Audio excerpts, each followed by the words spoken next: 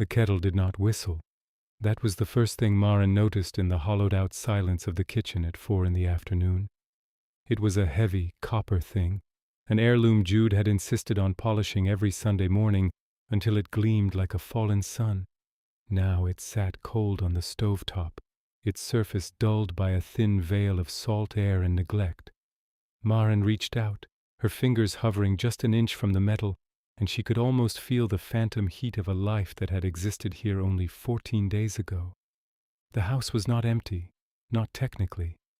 The furniture remained, the heavy oak table where they had shared 1,000 cups of Earl Grey, the mismatched chairs with the frayed velvet cushions, the shelves groaning under the weight of botanical sketches and half-finished poems. But the house was vacant in the way a lung is vacant when the breath has been held too long. It was the stillness of a museum dedicated to a tragedy that hadn't been named yet. Maren pulled her hand back, her skin prickling in the unheated room. Outside the window, the Atlantic was a churning slate gray, the waves devouring the shoreline with a rhythmic, mindless hunger. There was a blue ribbon tied to the handle of the back door, a scrap of silk that shouldn't have been there. It flapped in the draught, a frantic, rhythmic sound, like a heart beating against a rib cage. Maren stared at it, her mind refusing to categorize it.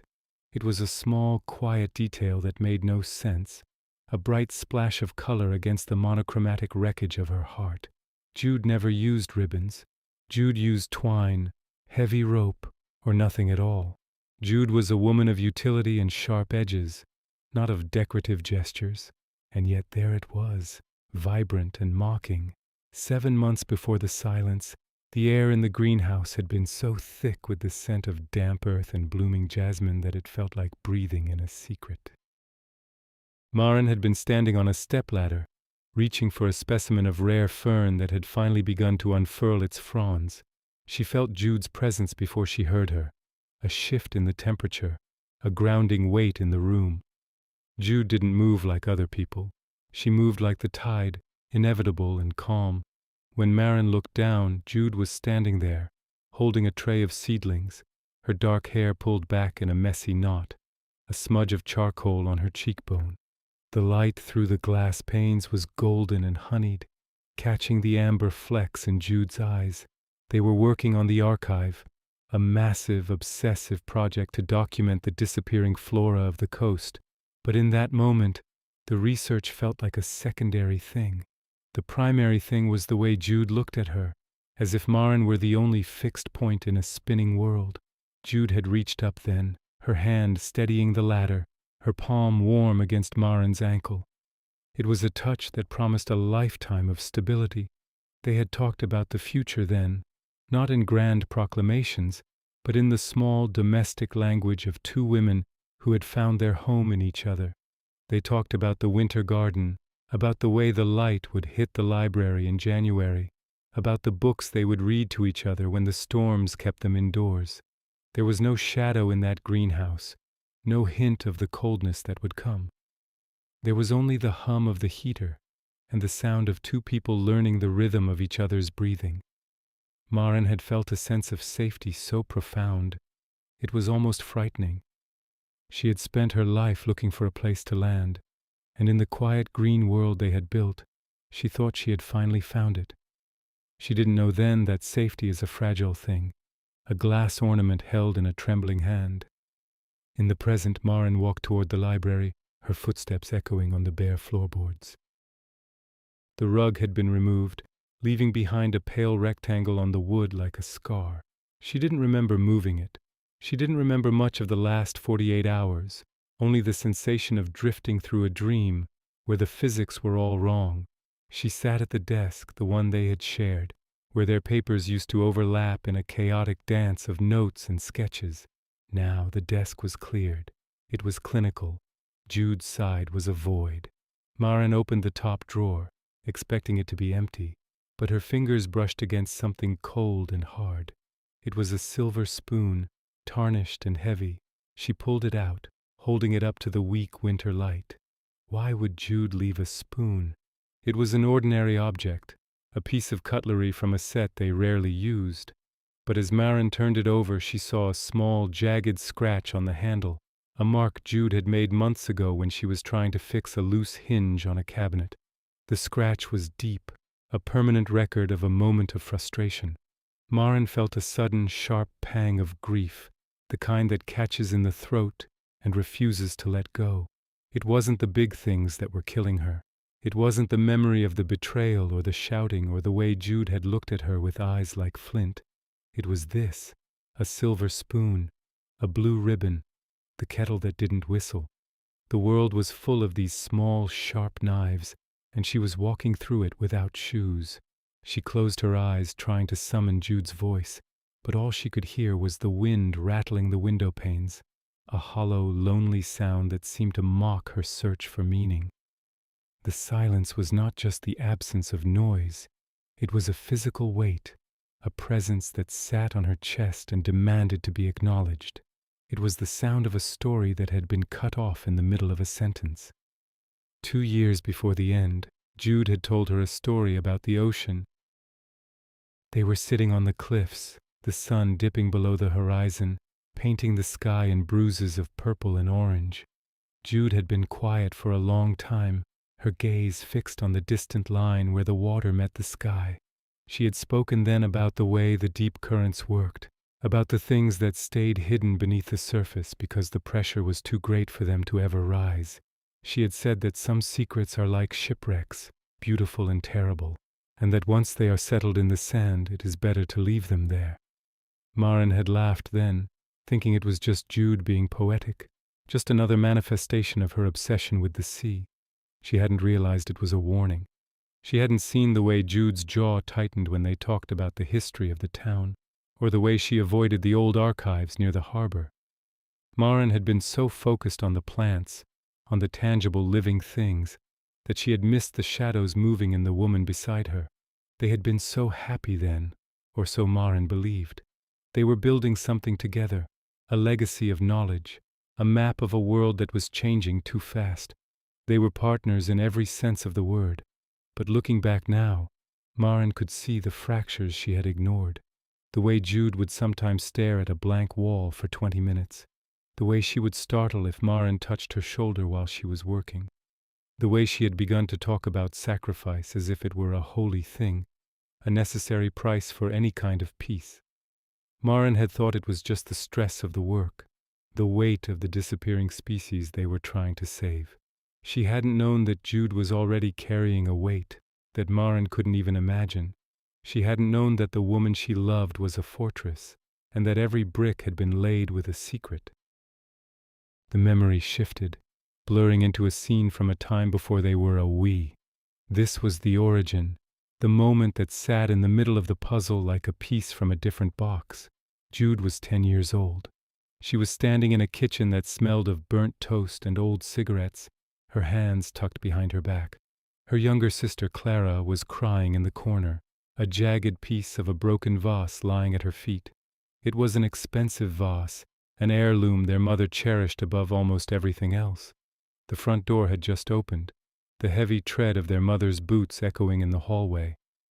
Jude didn't hesitate. She didn't look at Clara. She stepped forward, positioned herself in front of the broken glass, and waited. When their mother entered the room, her face already hardening into a mask of disappointment, Jude spoke first. "I did it," she had said, her voice flat and devoid of emotion. "I was playing with the ball and I hit it. I'm sorry." She had taken the blow that followed without flinching, her eyes fixed on a spot on the wall. She had watched Clara slip out of the room, safe and silent, and she had felt a strange, cold sense of satisfaction. This was the first time she had learned that love was a form of currency, and that you could buy someone else's safety with your own pain. It was a lesson that took root in her marrow, growing alongside her bones. By the time she met Maren, the impulse to protect through self-destruction was as natural as breathing. She didn't know how to love someone without also preparing to be their shield, and she didn't know how to be a shield without also being a martyr. Maren, who had grown up in a house full of light and easy affection, could never have understood the architecture of Jude's heart. She saw the strength, but she didn't see the cost of the foundation. She saw the silence, but she didn't hear the screaming underneath it. Back in the present, Maren found the ledger. It was tucked behind a row of encyclopedias, a thin, leather-bound volume she had never seen before. Her heart began to thrum with a nervous, frantic energy as she pulled it out. The leather was cracked. The gold lettering on the spine faded to a dull yellow. She opened it, and a single photograph fell out, fluttering to the floor like a dead leaf. It was a picture of Maren's father. He was standing in front of the old chemical plant on the edge of town, the one that had been shut down 30 years ago after the leak that had poisoned the local well. He was smiling, his arm around a man Maren didn't recognize. The date on the back of the photo was June 14th, 1994, 3 days before the leak. Maren felt a cold shiver run down her spine. Her father had always told her he had nothing to do with the plant, that he had been a simple clerk in the city office. He had been the hero of her childhood, the man who taught her the names of the stars and how to press wildflowers. She looked at the ledger, her eyes scanning the handwritten entries. It wasn't a diary. It was a record of payments, large sums of money, moved from a corporate account to a private one, her father's private one. The entries continued for months after the leak, a steady stream of hush money that had built the comfortable life Maren had enjoyed as a child. She felt the world tilt on its axis. Everything she thought she knew about her history, about her family, was a lie built on a foundation of poisoned water and broken lives.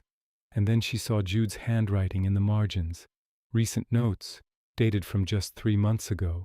Jude had found the ledger while they were researching the soil samples for their botanical project.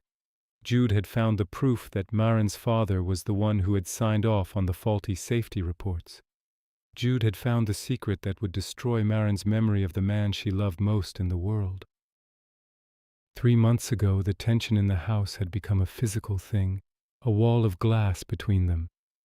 They were sitting at the dinner table, the jasmine from the greenhouse scenting the air, but the atmosphere was cold. Maren had been talking about the upcoming publication of their research, her voice full of excitement. "We're going to expose the history of this land, Jude," she had said, her eyes bright. "We're going to show exactly why the flora is dying and who was responsible for the original contamination.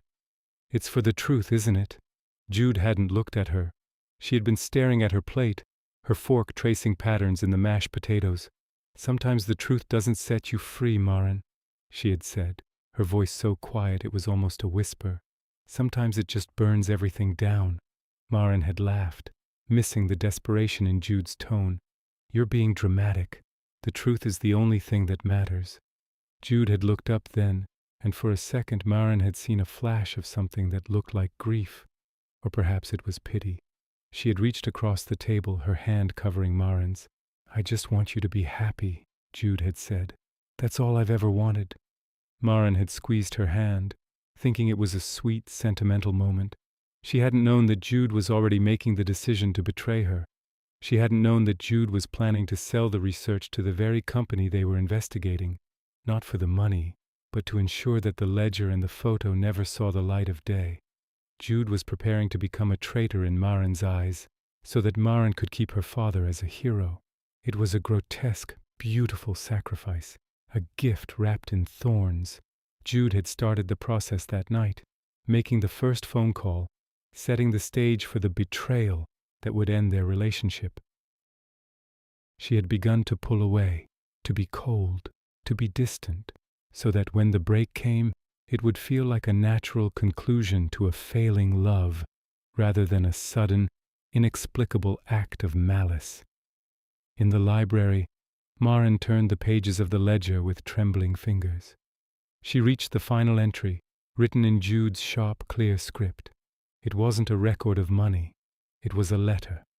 "To whoever finds this after I am gone," it began. "I hope it is not Maren, but I know her better than I know myself, so I know she will find it eventually. If you are reading this, Maren, I am sorry. I am sorry for the silence and the coldness and the way I left. I found the truth about your father while I was looking for the cause of the blight in the marshes. I saw the records. I saw what he did, and I saw the way you looked when you talked about him, the way your voice softened when you remembered him reading to you. I couldn't do it. I couldn't be the one to tell you that your world was built on a graveyard. So I did what I have always done. I took the hit. I sold the research to the developers, but I made sure the contract included a clause that suppressed all historical records of the plant's management. I made them pay me, and then I gave that money to the victims' fund in your name. I made myself the villain so you could stay the innocent. I know you hate me now. I know you think I sold our dream for a pile of gold. Let that be the truth you live with. It is a cleaner pain than the one I found in these pages. Love is not just about staying, Maren. Sometimes it is about leaving so that the other person can stand. The letter ended there, without a signature, without a goodbye. Maren felt a sob break through her chest, a jagged, agonizing sound that filled the empty library. She collapsed against the desk, the ledger clutched to her heart. The coldness, the distance, the betrayal, it was all an act of devastating, silent love. Jude hadn't stopped loving her. She had loved her so much she had destroyed their life together to protect a ghost. 6 weeks before the end, they had been walking along the shore at midnight. The moon was a sliver of silver in a black sky, and the waves were gentle, lapping at their boots. Jude had stopped and looked back at their house, the lights in the windows glowing like embers. "It looks so peaceful from here," she had said, "like nothing could ever touch it." Maren had wrapped her arm around Jude's waist, leaning her head on her shoulder. "Nothing can," she had replied. "We have each other." Jude had been silent for a long time, her body tense under Maren's touch. "I want you to remember this," she had said finally. "I want you to remember that no matter what happens, no matter what you hear or what you think you know, I was always on your side." Maren had pulled back, confused by the gravity in Jude's voice. "Why are you saying this? Is something wrong?" Jude had smiled then, a sad, fleeting thing that didn't reach her eyes. "No, nothing is wrong. I'm just tired. Let's go home." They had walked back in silence, the salt air stinging their eyes. Maren had felt a sudden, inexplicable sense of dread, as if she were standing on the edge of a cliff and the ground was starting to crumble. She had reached for Jude's hand, but Jude had already tucked hers into her pockets. The distance had begun then, a slow, steady retreat that Maren had mistaken for exhaustion or boredom. She had tried to bridge it, to bring Jude back to her with questions and touches and shared jokes. But Jude had become a ghost before she even left the house. She had stopped sleeping in their bed, claiming she had work to finish. She had stopped eating with Maren, claiming she wasn't hungry. She had built a wall of mundane excuses, brick by brick, until Maren was on one side and Jude was on the other, and there was no door between them. In the present, Maren stood up and walked back to the kitchen. She looked at the blue ribbon on the door handle. She understood now. It wasn't a decoration. It was a marker. In the old stories Jude used to tell, a blue ribbon was tied to a tree or a door to signal that the way was clear, that the danger had passed. Jude had left it there as a final message, a sign that the secret was buried, that the sacrifice was complete. Maren reached out and untied the silk, the fabric soft and cool against her skin. She held it for a moment, then walked out onto the back porch.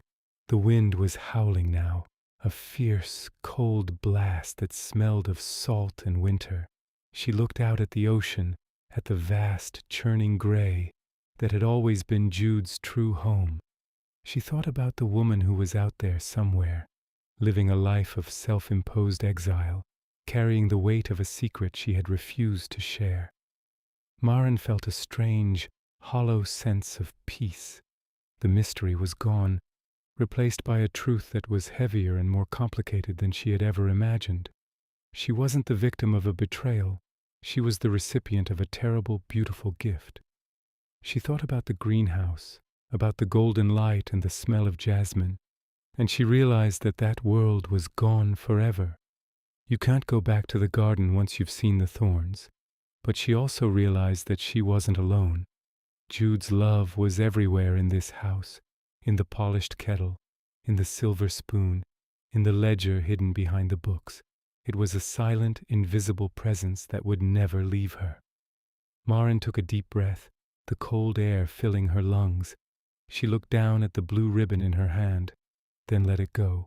The wind caught it immediately, whipping it away into the darkness, a small splash of color lost in the gray. She didn't watch it fall. She turned back toward the house, toward the silence that was no longer empty, and she began to walk. Memory is a fickle thing, a series of snapshots taken by a camera with a cracked lens. Maren realized that she had been remembering their last argument all wrong. She had remembered Jude's voice as being full of greed, her eyes full of ice. But as she replayed the scene now, with the knowledge of the ledger, she saw the truth. Jude hadn't been cold. She had been terrified. She had been holding her breath, waiting for Maren to see through the act, waiting for the moment when the mask would slip and the truth would come pouring out. She had been pushing Maren away because she didn't know how to stay without breaking. Every harsh word had been a shield. Every cold look had been a prayer. "I hate you," Maren had shouted that night, her voice cracking with the pain of the perceived betrayal. "I hate you for what you've done to us." And Jude had just stood there, her face a blank mask, her hands trembling at her sides. "I know," she had said, her voice a flat, dead thing. "I know you do." She hadn't defended herself. She hadn't tried to explain. She had simply accepted the hatred as the price of the sacrifice. She had walked out the door 5 minutes later, carrying only a single bag, leaving behind everything they had built together.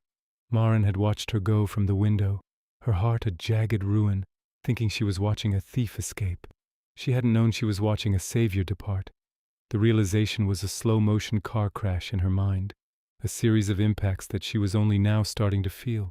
She sat on the floor of the kitchen, her back against the cold oven, and she let herself feel it all: the anger, the grief, the gratitude, the devastating weight of a love that was too big for the world to hold. 15 years before they met, Jude had been a student in a city far away. She had been studying the way systems fail, the way small errors in a foundation can lead to a total collapse. She had been obsessed with the idea of structural integrity, with the points of pressure that determine whether a building stands or falls. She had written a paper once about the necessity of redundant supports, about the way a structure needs a backup plan for when the primary beams give way. Her professor had told her she was being too clinical, that she was forgetting the human element. Jude had disagreed. She believed that the human element was the most unstable part of any system, and that the only way to ensure safety was to build a structure that could survive the failure of its creators. She had spent her life trying to be that redundant support for the people she loved.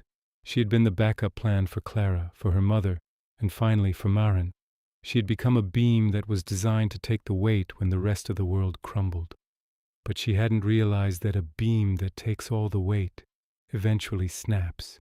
She hadn't realized that by protecting Maren from the truth, she was also denying her the chance to grow, to face the shadows of her own history and come out the other side. She had treated Maren like a fragile specimen in a greenhouse, protected by glass and carefully controlled temperatures.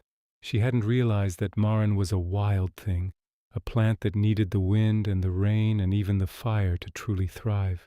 Jude's love was a fortress, but it was also a cage, and as Maren sat in the quiet house, she realized that she was finally outside the walls.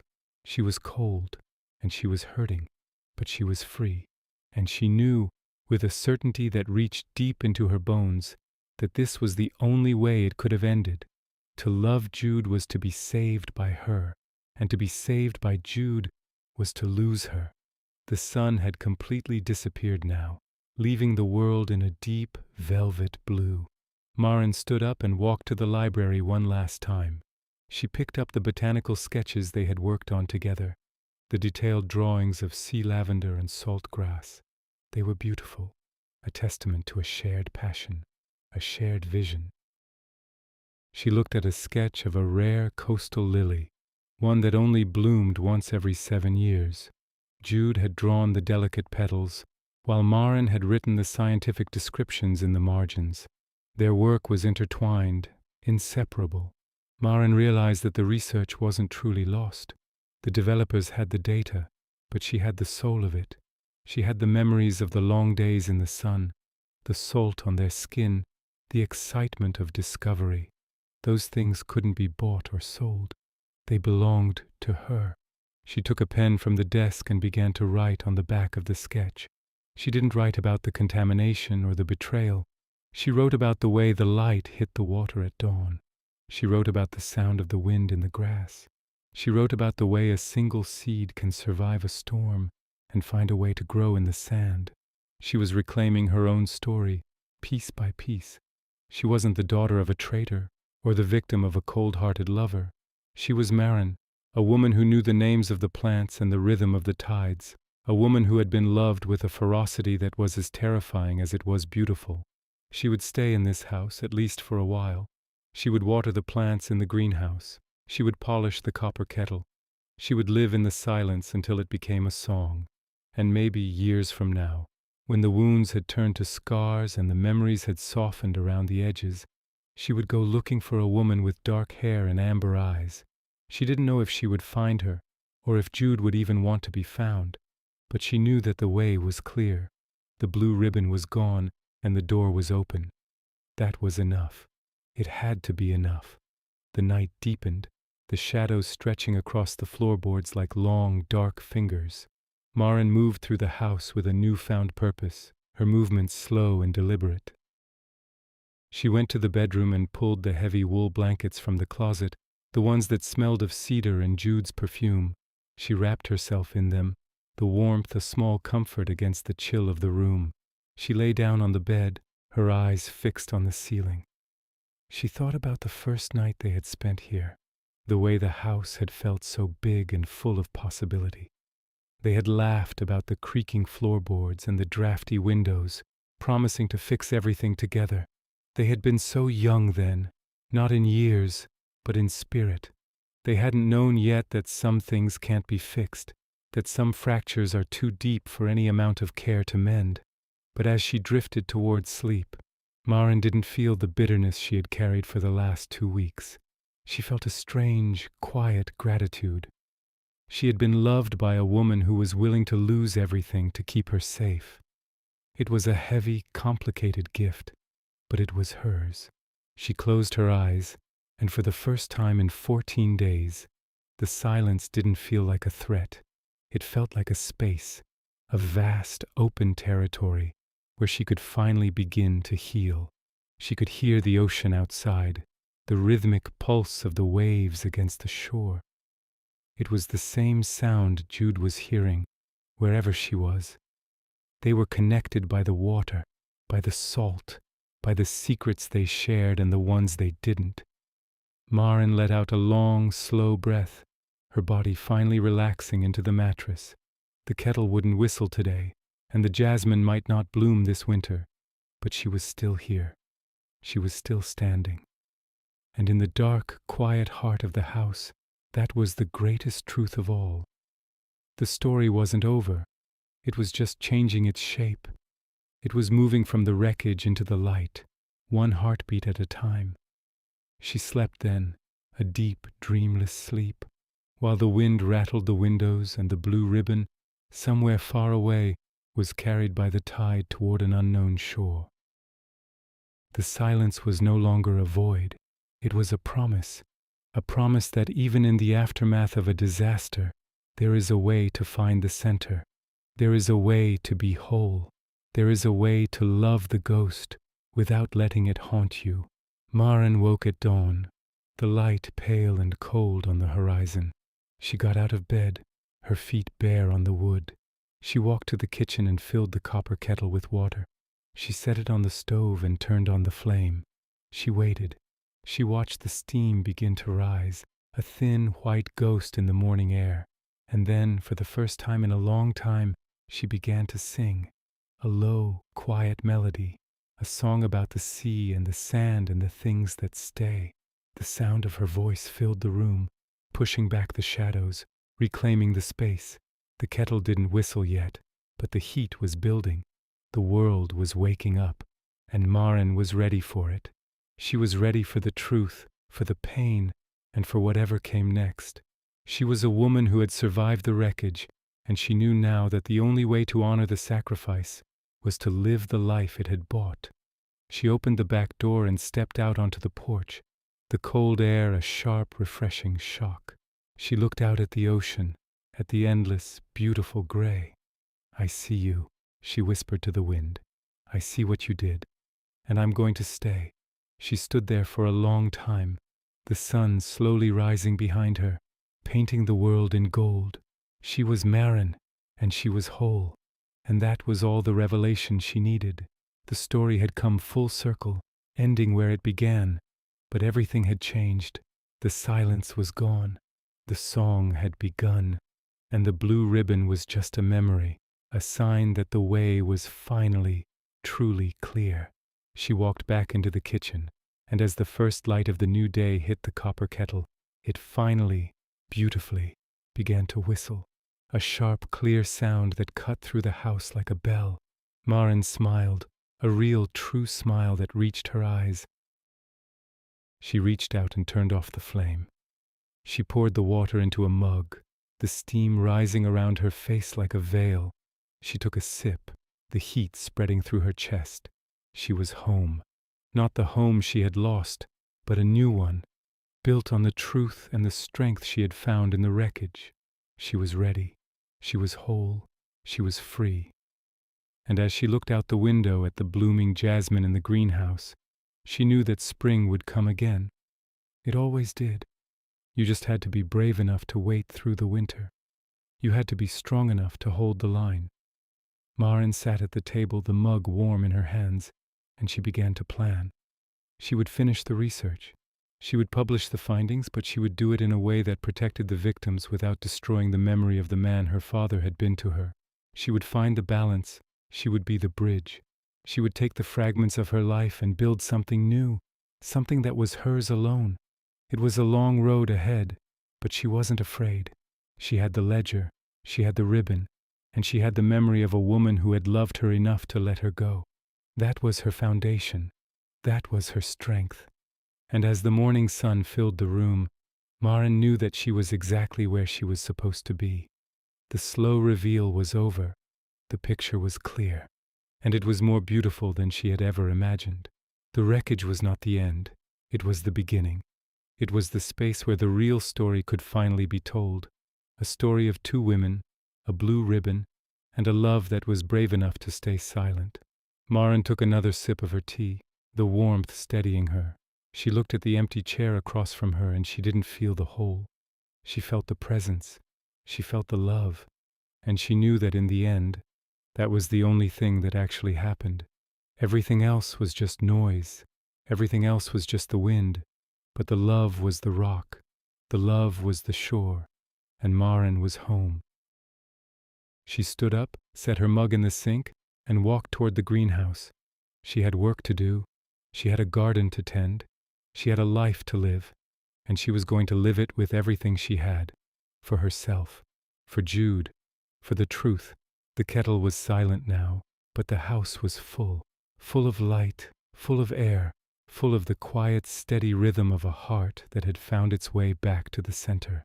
Maren opened the glass door of the greenhouse and the scent of jasmine rushed out to meet her. She smiled, took a deep breath, and stepped inside. The winter was over. The spring had begun, and the story was finally, truly, beautifully hers. She picked up a trowel and began to dig in the damp, dark earth. She felt the weight of the soil, the coolness of the water, the living pulse of the plants. She was part of it all.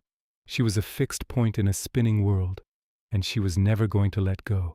She worked until the sun was high in the sky, her hands dirty, her heart light. She was Maren. She was an archivist of the earth. She was a survivor of the heart. And she was home. The end was just a new beginning, a slow reveal of a strength she hadn't known she possessed.